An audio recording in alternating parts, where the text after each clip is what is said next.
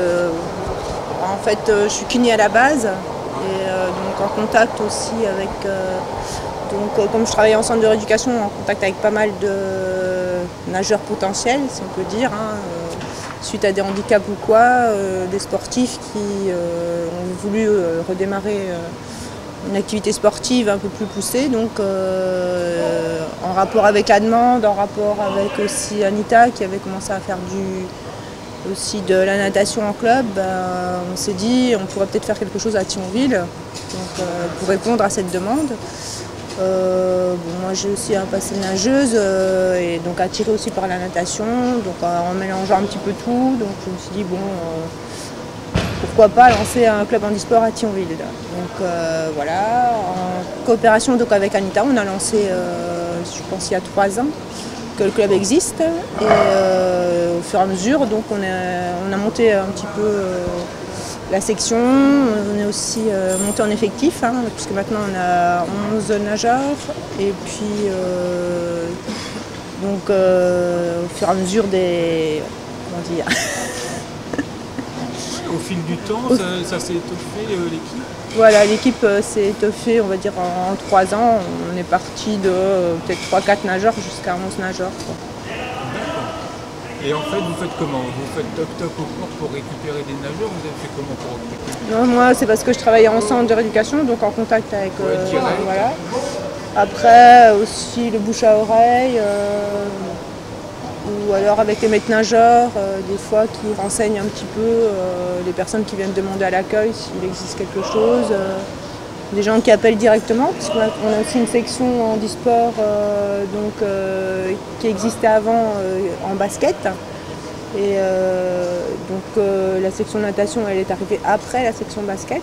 Et il y a aussi une section athlétisme qui s'est développée aussi par la suite.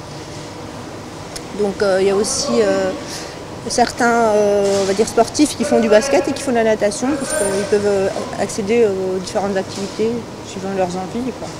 Donc, et un entraînement type, c'est quoi en gros ici? alors on a 2 entraînements hebdomadaires, on a le mercredi soir et puis le samedi matin. Donc on a un créneau d'1 heure dans l'eau, c'est pas énorme mais bon, vu l'occupation de la piscine, c'est difficile de faire mieux, donc on fait au maximum avec les possibilités qu'on a. Et donc en fait on a 3 lignes d'eau le samedi et 1 ligne d'eau le mercredi. Donc il y en a qui viennent que le samedi et puis les nageurs plus motivés ils viennent 2 fois par semaine, quoi. Et vous avez 2 groupes? Un compète et un loisir? Non, nous on ne fait que de la compétition. D'accord. Ouais. Et donc vous avez des gens super motivés? Ouais.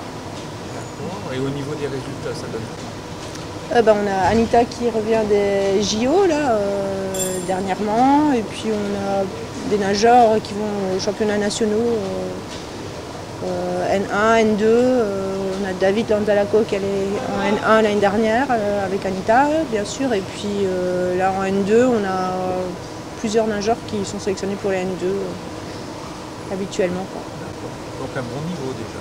Ouais, on peut le dire, je pense qu'ils sont déjà bien aguerris. D'accord. Donc si moi je suis nageur, je fais comment pour venir chez vous?